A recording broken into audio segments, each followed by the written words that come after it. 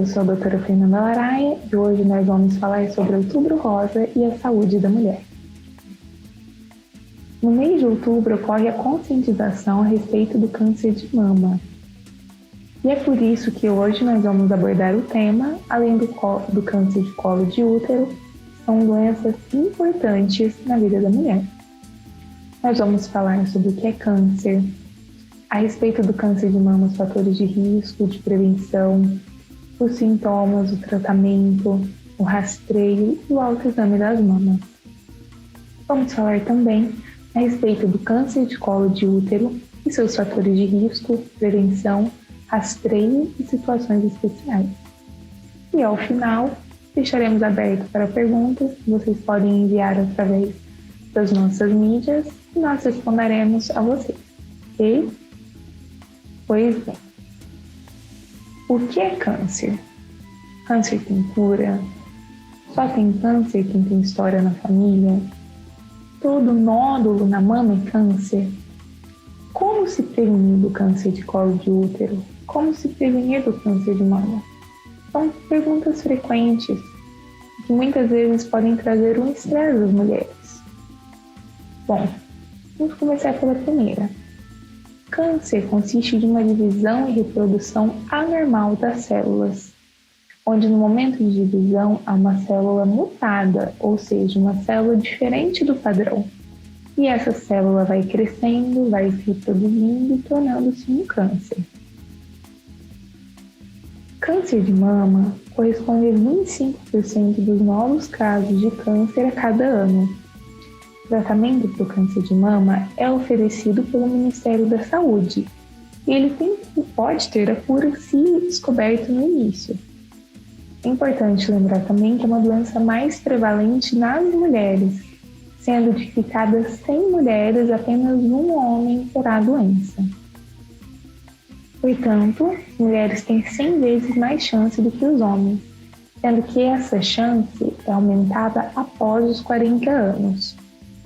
Se você possui familiares com histórico de câncer de mama, a chance de um aparecimento semelhante é maior. Além disso, quando espera-se para ter os filhos após o 25º ano de idade, isso torna-se um fator de risco para câncer de mama. Menarca antes dos 12 anos e menopausa após os 50 anos também são fatores de risco. Outros fatores importantes e modificáveis são o estilo de vida da mulher, o uso de contraceptivos ou terapias hormonais, o consumo de alimentação não saudável, o excesso de peso, sedentarismo, consumo de bebida alcoólica e tabagismo são fatores importantes que levam à predisposição de câncer. Em contrapartida, é possível prevenir o câncer de mama através do controle de um peso saudável, uma alimentação variada e de boa qualidade, a prática de exercícios físicos, a gestação e a amamentação.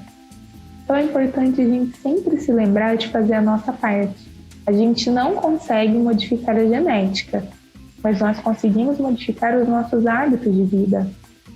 Então, dar preferência a frutas, cereais, moderar o consumo de sal e gorduras, limitar o consumo de carboidratos e evitar o consumo de doces são medidas que auxiliam não só na prevenção do câncer de mama, mas na promoção de saúde de maneira geral.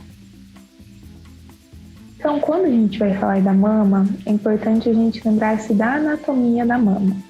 A gente tem o tecido muscular revestido por um tecido de gordura e por baixo dele é onde vão ficar as glândulas da mama. Então, quando a gente vai fazer o toque das mamas, a gente está lidando com essas estruturas. E se a gente notar alguma alteração em qualquer uma delas, pode ser um sinal de alerta. A mama vai possuir também o mamilo, as areolas e os ductos actíferos. Então, as glândulas irão produzir o leite, que vai passar por esses ductos, sai na região do mamilo. E é um outro fator de atenção para nós também no momento do autoexame, o que nós falaremos mais adiante.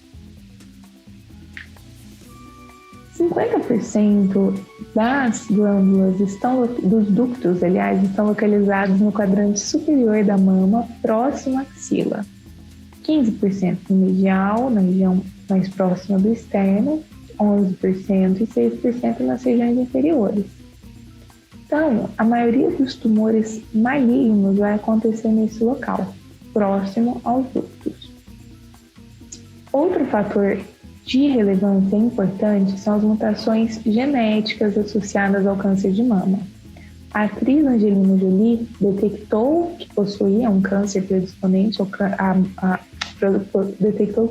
que possuía o gene predisponente ao câncer de mama e optou por fazer a retirada das mamas. Então, que genes são esses? Quando uma mulher tem uma mutação no gene BRCA1, há um risco de 55% a 85% dessa mulher apresentar o câncer de mama. 60% dessas mulheres vão ter a mutação ao longo da vida, contra 12% das mulheres que não têm mutação, mas que podem também apresentar o câncer. Já o BRCA2, que é um outro gene relacionado à presença do câncer de mama, pode estar alterado, gerando cerca de 40% de chance para as mulheres que possuem essa alteração de terem o desenvolvimento do câncer de mama. Essa é uma mutação que vai atingir 0,1% da população. Então, quais são os sintomas do câncer de mama? A gente pode ter o câncer de mama notado a partir de um nódulo visível ou sensível na região de mamas e axilas. Aqui a gente consegue notar uma nodulação que pode ser observada ou sentida no momento do autoexame. Outro sintoma importante é a vermelhidão da região. Uma área da mama estar mais vermelha, mais hiperemiada do que o restante. Além disso, a presença de descamação e coceira, alteração no formato dos mamilos ou das mamas, ou seja, com depressões com partes mais fundas ou com abaulamento de partes mais altas. A pele pode estar enrugada, parecendo uma casca de laranja, e o mamilo pode estar soltando secreções, ou sanguinolentas, vermelhadas ou cristalinas, parecendo um muco, que a gente chama de secreção em água de rocha. Aqui a gente consegue ver mais alterações no formato do mamilo, a região hiperemiada, o edema, o inchaço da mama. Aqui, bilateralmente, os mamilos estão retraídos, eles estão para dentro, o aspecto de casca de laranja, a pele pode estar retraída. E aí a gente tem os tipos de câncer de mama. Nós temos o câncer in situ, o câncer ductal, que é um câncer não invasivo. Nós temos o câncer lobular, que podem crescer dentro dos lóbulos, mas não vão se desenvolver através das paredes. O ductal invasivo, que é o mais comum, e ele vai pegar a região do ducto de Leydig, vai crescer no tecido adiposo e é um câncer passível de metástase. Ele vai pelo sistema linfático, circulação sanguínea, corresponde a 80% dos cânceres de mama invasivos. E o lobular invasivo, que são as glândulas produtoras de leite. Então, no outro vai ser na região dos ductos, esse é na região das glândulas, que pode gerar uma metástase. Entretanto, ele corresponde a apenas 10% dos casos de câncer de mama e é mais difícil de ser visto na mamografia. Quando a gente tem a confirmação desse câncer, pelos sinais e sintomas que nós vimos anteriormente, somados a exames complementares, nós iniciamos e definimos o tipo de câncer que se trata e a gente inicia as propostas de tratamento. Então, uma das mais conhecidas é a mastectomia, que é a retirada da mama, muitas vezes junto dos ductos axilares, os linfonodos axilares. Então, aqui nós temos a mama, os linfonodos vão até lá em cima, e é por isso que, na maioria das vezes, nota-se uma cicatriz extensa, resultado de uma mastectomia. A gente pode ter o tratamento radioterápico, onde a região vai ser irradiada. Então, a paciente vai em uma máquina de radiação e ali vai vir uma fonte de energia direcionada a essas células malignas a fim de findá-las. Além disso, nós temos a quimioterapia, que pode ser feita intra-hospitalar e algumas podem ser feitas em casa, que é o acompanhamento com agentes quimioterápicos, com medicações que visam essas células e algumas vezes após o tratamento do câncer de mama pode ser continuado uma quimioterapia para evitar a recidiva. E assim como outras doenças, o ideal é a gente fazer o rastreio precoce e trabalhar com o câncer inicial e melhor ainda na prevenção. Então a gente vai levar em consideração a história clínica dessa paciente, se ela possui uma mamografia ou ultrassom, preferencialmente feitos periodicamente, e a palpação das mamas. Então, a mamografia de rastreio é preconizada de ser realizada dos 50 aos 69 anos. Ela vai ser feita anualmente enquanto estiver normal. Se forem feitas 2 mamografias no mais, após isso, elas vão ser repetidas a cada 2 anos. Além disso, se aparecer a qualquer momento alguma alteração, ela pode ser complementada por outros exames e deve ser repetida periodicamente. É o médico que vai determinar o intervalo dessa periodicidade se tiver alguma alteração. É um exame relativamente desconfortável, mas é importante que seja feito da maneira correta para que consiga se visualizar tudo da forma mais adequada. Então, a mama é pressionada no aparelho, onde ela é radiografada, ela vai receber radiação e essa radiação vai mostrar aonde tem alterações na mama. Agora, existem outros casos, como nas famílias onde uma mãe, irmã ou filha, ou seja, parentesco de primeiro grau, com câncer de mama antes dos 50 anos ou câncer de ovário.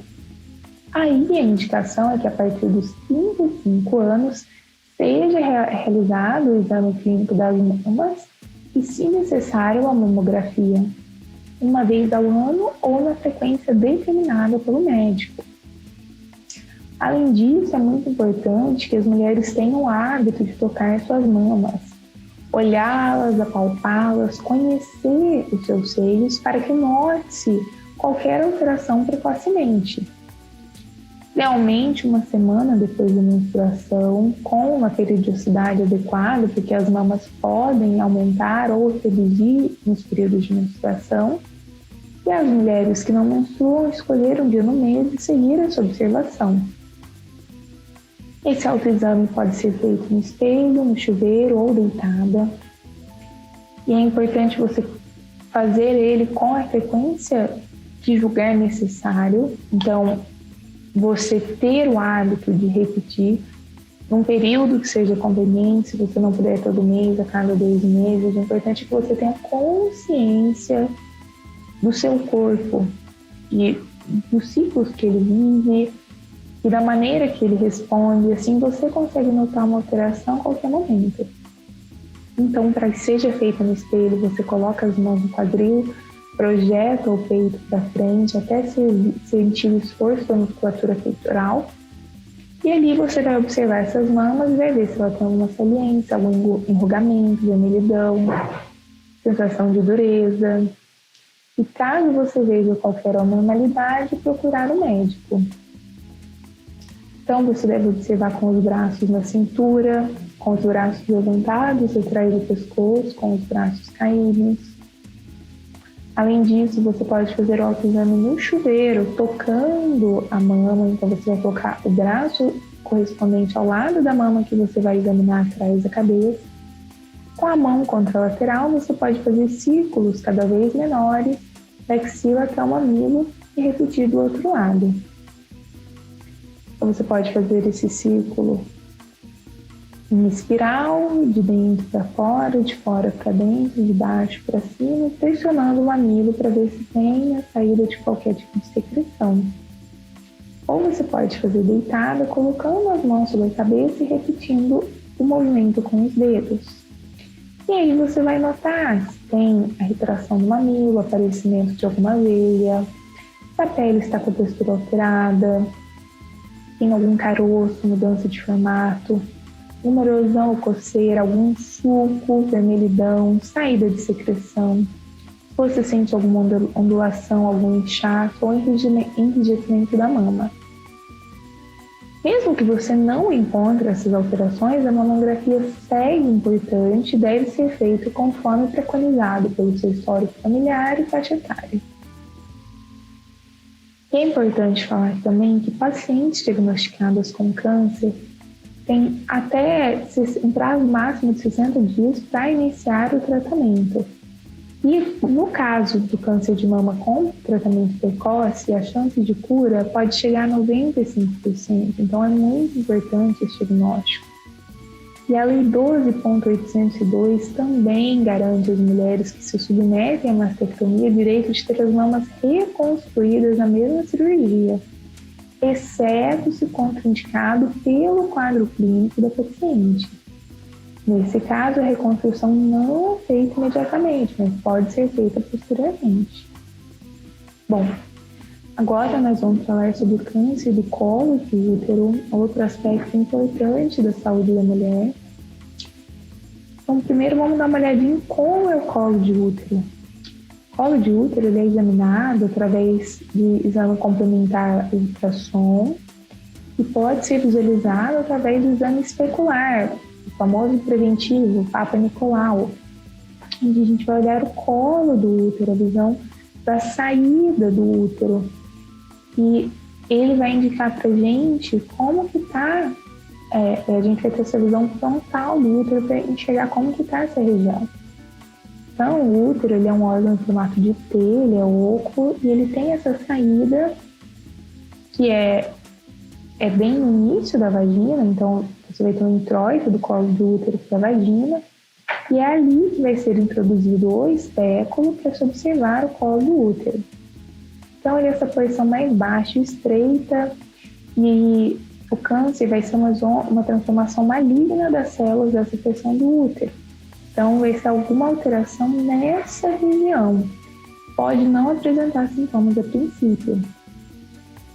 Então, aqui ó, a gente consegue ver o espéculo, o canal vaginal, e aqui o colo do útero, que é a conexão do útero, o órgão em formato de T, que conta com os trompas, os ovários, e a vagina, e nessa conexão a gente tem o colo do útero que a gente vai observar, e aqui o orifício. O câncer de colo de útero é o segundo tipo mais frequente na população feminina, só perde para o câncer de mama, e é a quarta causa de morte de mulheres por câncer no Brasil. Infelizmente, é um câncer que está relacionado a uma causa, ou felizmente, uma causa prevenível, que é o HPV. Então, fatores de risco para o câncer do colo de útero são múltiplos parceiros sexuais, idade precoce da primeira relação, tabagismo, outras doenças sexualmente transmissíveis, não fazer uso de preservativos, um estilo de vida não saudável, excesso de peso, sedentarismo. É uma doença de evolução lenta, normalmente não tem sintomas na fase inicial. Tem o sangramento vaginal depois da relação sexual, algumas vezes não é necessário para que a pessoa tenha o câncer, que isso aconteça. Pode acontecer uma secreção vaginal normal, dor abdominal, queixas urinárias, intestinais e dor durante a relação sexual. O HPV tem mais de 200 tipos de vírus e é a doença mais frequente em termos de DST no mundo. E ele contagia através da relação sexual. E ele vai gerar lesões com aspecto de couve-flor, que pode estar na região genital, ânus ou boca, e pode vir de forma sintomática. E aí, quando a pessoa pega essa DST, ela pega essa doença, a doença vai se desenvolvendo ali, ela pode culminar num câncer de colo de útero. Então, a HPV vai fazendo essas lesões na região e essas lesões vão aumentando, e como a gente viu lá no começo da aula, ele pode levar a uma reprodução anormal dessas células, a uma mutação, levando ao câncer. Então, 4 tipos mais comuns do HPV são responsáveis por 80% dos casos de câncer, e é por isso que se vacina. A vacinação já é disponível dos 9 aos 14 anos e são 2 doses. E é importante também, para qualquer faixa etária, o uso do preservativo e o exame preventivo depois do início da relação sexual. Então, a gente rastreia através do Papa Nicolau, o exame preventivo, onde a gente vai introduzir o espéculo e colher uma amostrinha dessa secreção e da pele, no caso da mucosa, da região do colo do útero, ao redor e dentro. Isso vai ser colocado numa lâmina e vai ser examinado. E assim a gente vai poder ver se está normal ou se tem alguma alteração. Se estiverem presentes quaisquer alterações, elas podem ser classificadas de acordo com o nível de gravidade. E assim a gente consegue saber se está normal, se tem uma displasia, ou seja, se tem uma variação no padrão dessa célula, se é uma variação suave, moderada, severa, ou até mesmo um carcinoma in situ ou um carcinoma invasivo. Então aqui a gente tem um colo normal, um colo com uma lesão de baixo grau, de alto grau e um câncer. E eis a importância do Papa Nicolau, que a gente consegue pegar essa alteração também nos estágios iniciais. Então a gente pode ver vários tipos de lesão, pode ver as lesões condilomatosas, as lesões mais graves, aqui um câncer mais severo, e aqui até com a criação, né, o sangramento bem sensível da região. E aqui a gente vai ver um câncer bem evoluído. Então a gente vai começar a coleta desse preventivo a partir dos 25 anos, depois vai ser anual, até a gente ter 2 exames consecutivos negativos, depois a gente pode fazer a cada 3 anos, interrompe aos 64 anos e se maior que 65 anos, com 2 exames anteriores negativos. Se a amostra não for satisfatória, de 6 a 12 semanas, repete-se a coleta. E existem casos especiais, como por exemplo gestantes ou pós-menopausadas, onde a gente pode ter alterações. A gestante não coleta índice cervical e é uma oportunidade de rastreio. Pós-menopausa, a gente pode ter um falso positivo. Então, se não tem história de lesão prévia, baixo risco de ter esse câncer de colo de útero. Pacientes com esterectomia, se não tem histórico de lesão, podem ser de baixo risco. E se a esterectomia foi por lesão, deve ser feito acompanhamento pelo médico conforme o tipo de lesão. Mulheres que ainda não iniciaram a atividade sexual não precisam do rastreio. Pacientes imunossuprimidos para HIV, transplante, que faz saúde de corticoide, precisam ter essa contagem da célula CD4 a cada 6 meses e anualmente depois de 2 testes normais. O tratamento câncer de colo de útero pode ser com a colposcopia, biópsia, através de cauterizações, retirada cirúrgica, em alguns casos a quimioterapia.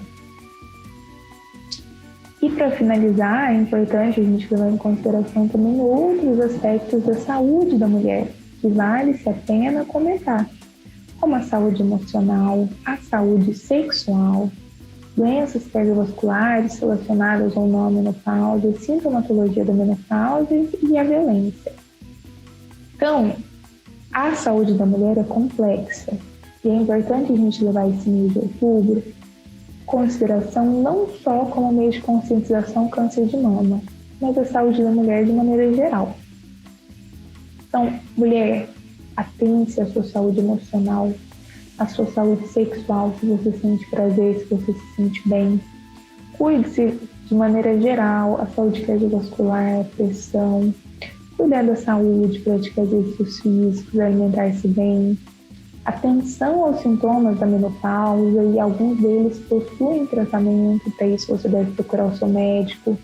E não tolere violência. Infelizmente, a violência contra a mulher é muito prevalente, não só física, mas violência psicológica, com humilhações, insultos, ameaças, violência moral através de difamações, mentiras, violência sexual, pressão para fazer sexo, alguém que nega o uso de contraceptivo é uma forma de violência. Patrimonial, ocultação de bens, não te deixar trabalhar, reter o seu dinheiro. Então, a gente tem que se atentar para o bem-estar físico, bem-estar mental, bem-estar social, e assim promover uma saúde integral à mulher. E mais do que isso, prevenir doenças preveníveis, melhorar o que puder ser melhorado, cuidar do bem-estar de maneira geral. Essa foi a nossa palestra sobre o Outubro Rosa. Esperamos que tenha sido informativa e útil para vocês. Gostaríamos de lembrar a todas que se cuidem e a todos que as lembrem de se cuidar. Cuidar de saúde é um gesto de amor à vida e nós estamos à disposição para tirar dúvidas se necessário. Muito obrigada e até a próxima.